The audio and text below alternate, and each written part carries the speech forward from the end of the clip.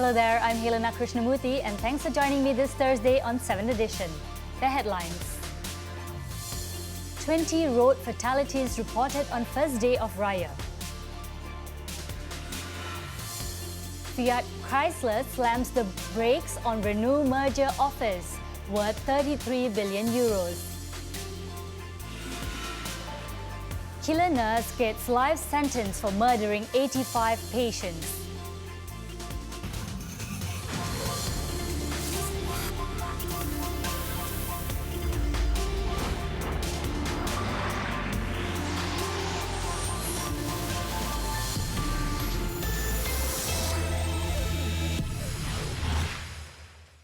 We begin tonight's bulletin with this story. In Johor, 3 in a family died in an accident involving a Proton Wira and a Proton Exora on Jalan Mersing to Endau, Mersing today. The driver of the Wira, 34-year-old Muhammad Safar Zakaria, and his wife Nurul Jana Talib, aged 29, died at the scene, while their 4-year-old son Muhammad Darwisi died during treatment at the Mersing hospital. The couple's other 2 children were left seriously injured and were being treated at the hospital along with 6 passengers from the Exora. Mersing police said it was believed that the Wira lost control and skidded into the opposite lane before colliding with the Exora. The case is being investigated under the Road Transport Act, while police are advising all motorists to get sufficient rest before driving long distances to avoid getting into an accident.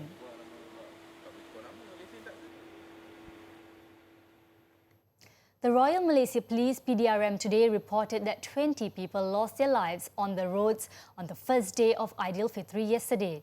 According to its corporate communications head, Dato' Asmawati Ahmad, since the road safety operation was launched on May 29, 13,316 accidents involving 18,854 vehicles were reported in 8 days until yesterday. Dato' Asmawati, in a statement today, said yesterday 4 fatalities were reported in Kedah, Perak and Johor, 3 in Selangor, 2 in Pahang and 1 each in Negeri Sembilan, Kelantan and Sabah.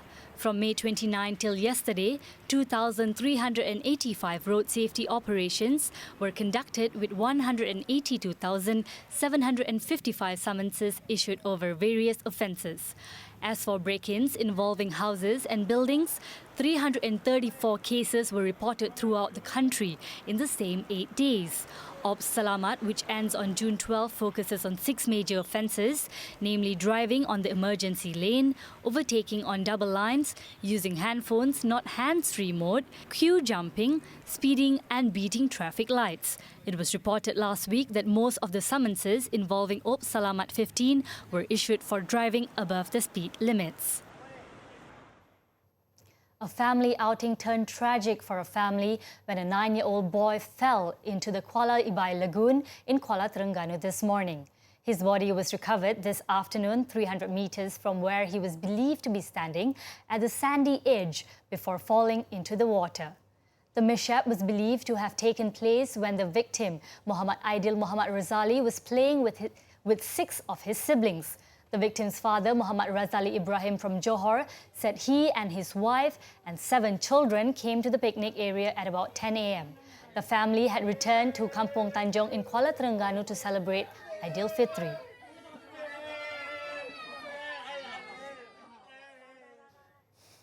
In Selangor, police are looking for the culprits who dumped the body of a newly born baby boy in front of Flat 3 Intan, Jalan Bukit Permai yesterday. Ampang Jaya Police Chief ACP Nur Azmi Yusof said a 14-year-old girl made the discovery at 6:40 p.m. before alerting the police. The remains were found stuffed in a plastic bag. A medical officer dispatched to the scene from the Ampang Hospital confirmed that the baby was dead. The body was sent to the University Kebangsaan Malaysia Medical Centre for forensic tests.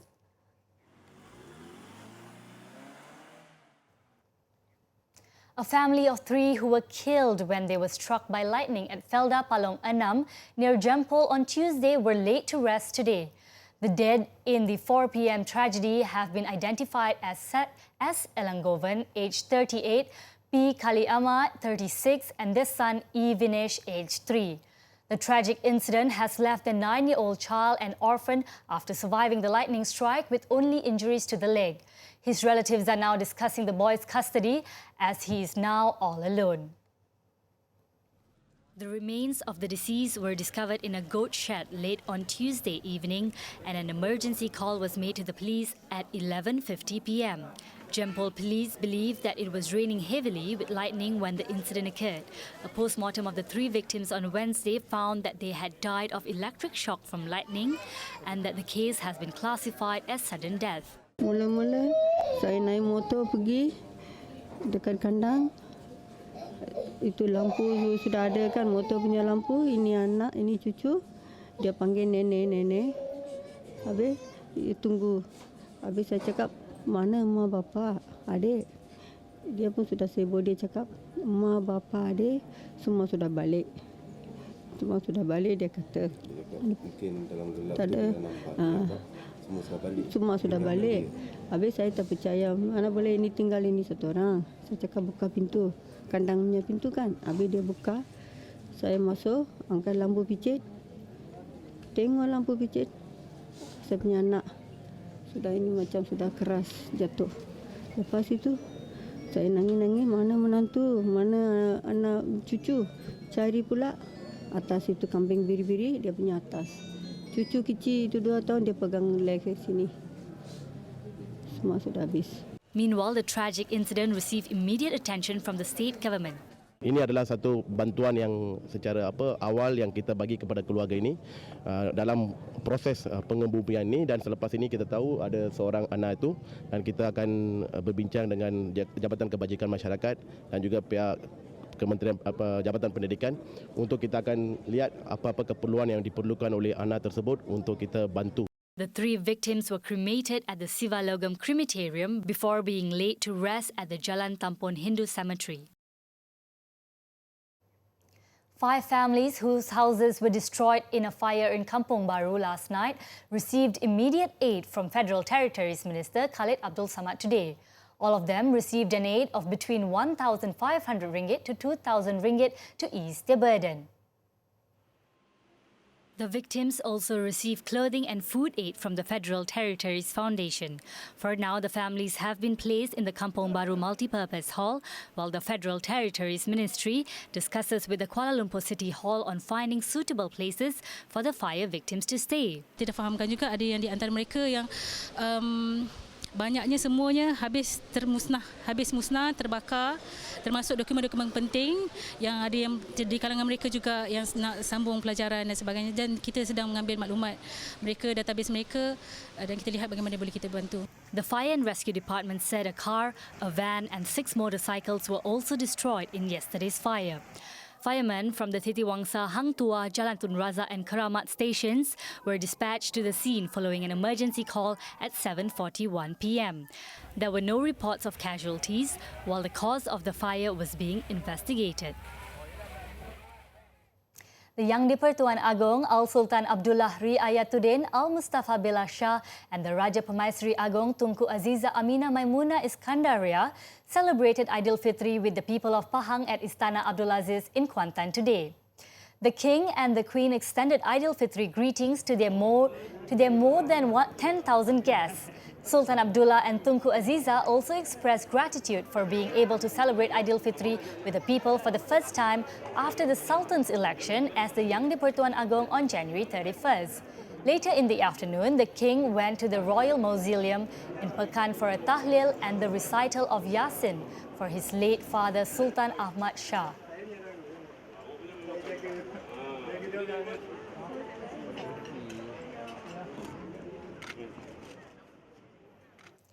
Founder of local conglomerate IOI Group Tan Sri Lee Shin Cheng, who died last Saturday, was laid to rest today.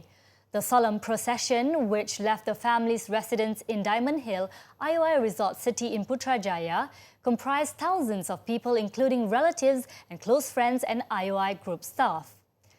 Staff from IOI Resort City lined the streets to catch a glimpse of the late Tan Sri Lee's cortege, leaving his residence to the Nilai Memorial Park. The procession then passed parts of Puchong and also passed SJKC Sin Cheng Harcroft to mark the late Tan Sri Lee's legacy. who endlessly contributed to Chinese education. He was also well known as a philanthropist and for his contributions to Malaysia's oil palm industry. He breathed his last on June 1st after a period of illness, leaving behind a wife, 6 children and 12 grandchildren.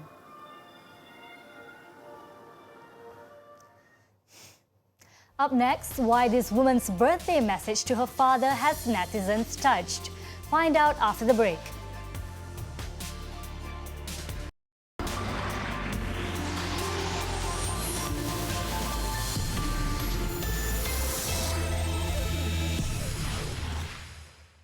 Welcome back.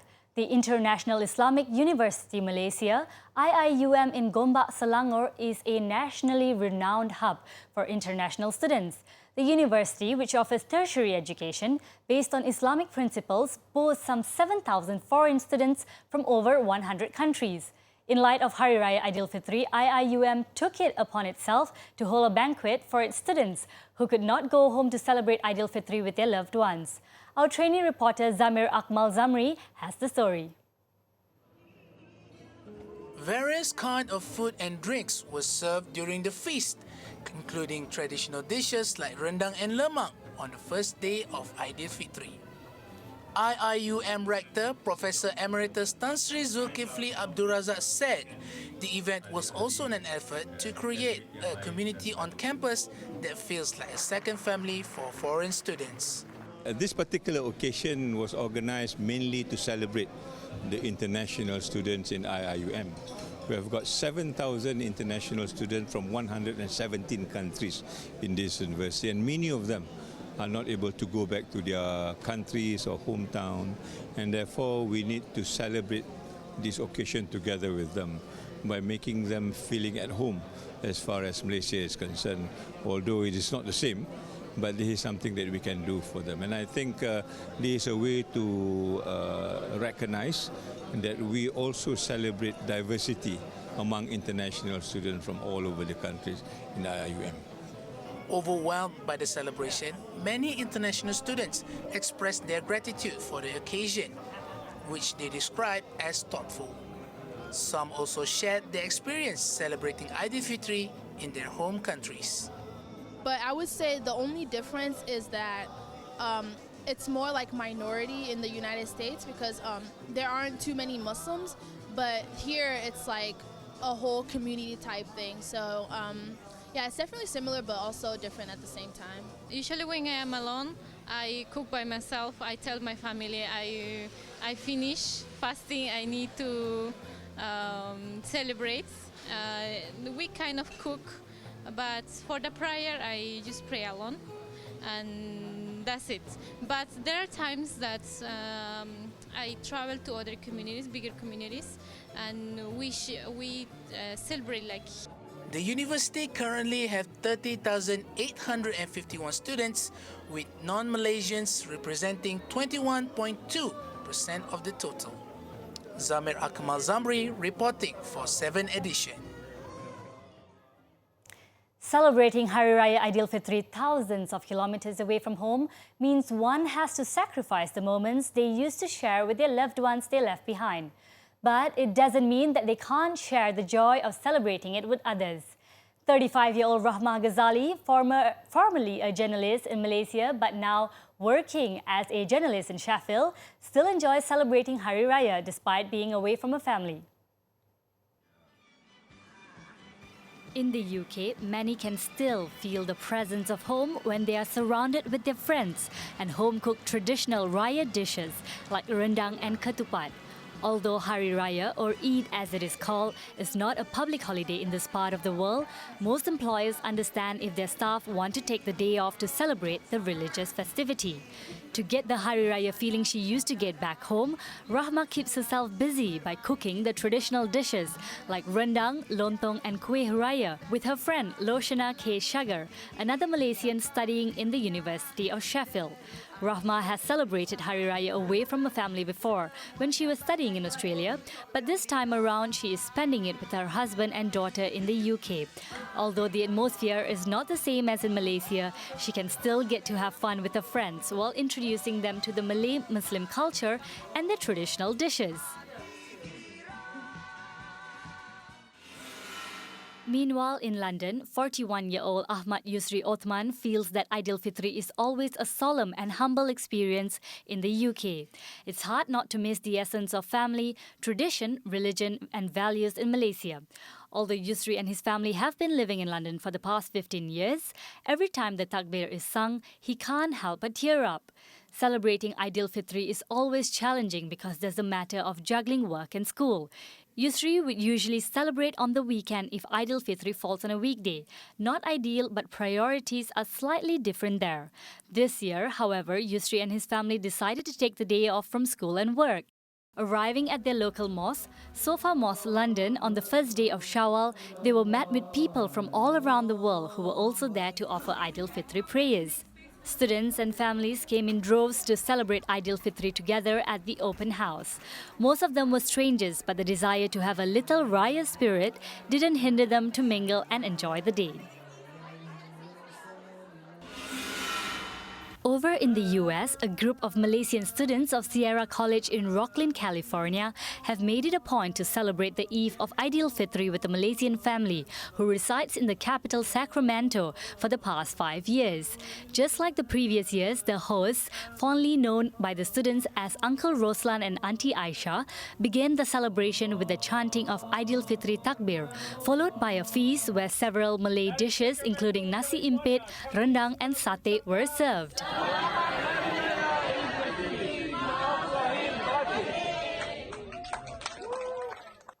Now let's hop on to our daily segment Clickbait, where we take a look at what's trending and making rounds in the cyber world today.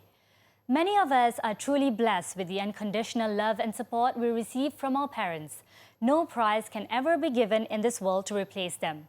A woman's birthday message on Facebook dedicated to her father, who has Down syndrome, has gathered a staggering 69,000 shares and thousands of comments, leaving many netizens touched because of the unconditional love between the pair. Here's the story. On Sunday, marking her dad's 50th birthday, Richie Ann Castillo took to Facebook to express how proud she is of him. She wanted the whole world to know how beautiful Castillo was inside and out, as she was bullied at school because people saw her father differently. Richie detailed her dad's courage and strength because he underwent numerous medical procedures over the years. She revealed that her dad could still manage a smile on his face even after spending countless nights in the hospital. On top of that, she also admits that she couldn't help but cry on some days because it pained her to see her dad go through all of this. Richie said that she regrets not spending time with her disabled father and for not being there for him in the past. But she will always be inspired by her dad and his sacrifices because he has always tried to put a smile on other people's faces, even on his bad days. She ends her post wishing her dad a happy birthday and saying how she's now as brave and strong because of him.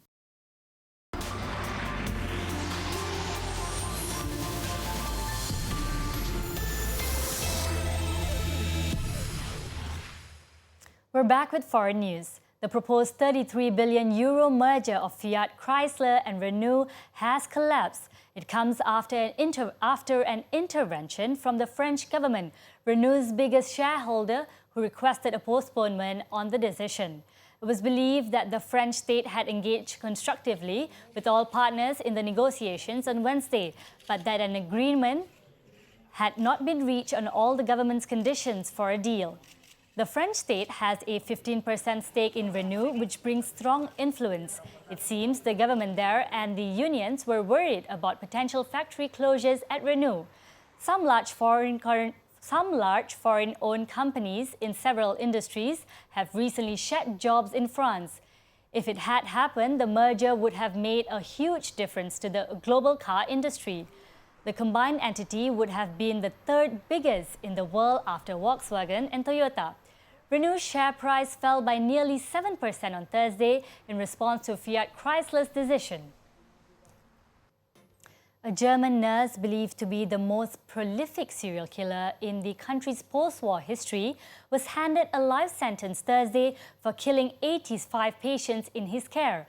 Niels Hogel is notoriously known for pushing his patients to the edge of death's door, injecting them with drugs to induce cardiac arrest before resuscitating them and relish in the praise. However, in dozens of cases, he could not bring them back. Hogel confessed to 55 killings, but prosecutors are seeking a total of 100 murder convictions. On the final day of the trial on Wednesday, Hogel asked his victims' loved ones for forgiveness for his horrible acts. Hogel's horrific killing spree is believed to have begun in 2000 and only stopped when he was caught in the act in 2005. The heavy-set 42-year-old has already spent a decade in prison, following a previous life sentence he received for 6 other murders under 2 trials. At the start of the third trial in October 2015, the judge said its main aim was to establish the full scope of the killing that was allowed to go unchecked for years. During this time, Hogel is accused of killing 97 patients aged between 34 and 96 in hospitals in the northern cities of Oldenburg and Delmenhorst. After further digging over the years and a series of autopsies held on exhumed bodies of former patients, police suspect that Hogel's final toll may be more than 200. Now, apparently, colleagues and superiors at the 2 clinics testified in the trial that they never suspected any foul play. 10 of them are currently under investigation for perjury. The woman who accused Brazilian football star Neymar of raping her earlier this month has come forward to talk about the incident for the first time.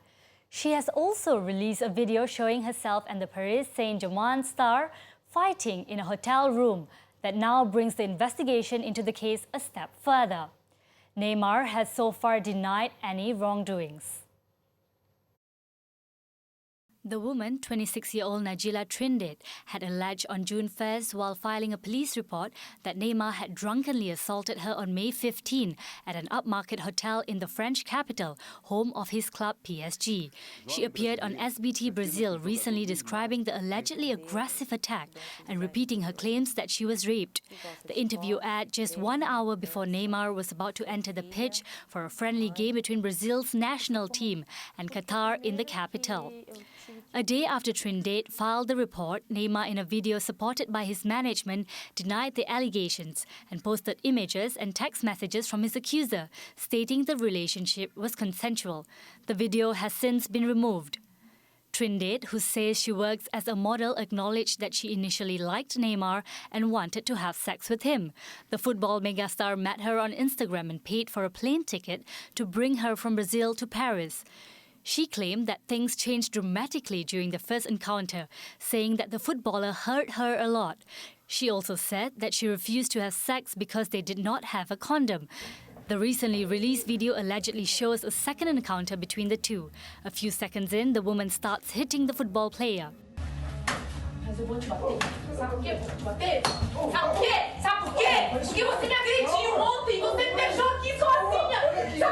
Police say the new video could hence be a turning point in the investigation as it offers a glimpse into what might actually have happened between them. 6 people died and dozens were missing after heavy rains triggered a series of landslides in eastern Uganda on Tuesday. The organization said that around 50 people were believed to be missing, while 150 houses destroyed in the foothills of Mount Elgon. According to the Uganda Red Cross, the dead included a 73-year-old woman and 3 children. At least 27 people had been injured, with around 350 forced to leave their homes. Following that, people living on risky and dangerous slopes of Mount Elgon have been advised to move away and seek shelter with friends and relatives in lower and safer grounds as the rains continue. In 2018, at least 41 people were killed after a river in the region burst its banks. And in 2010, at least 100 people were killed in a landslide.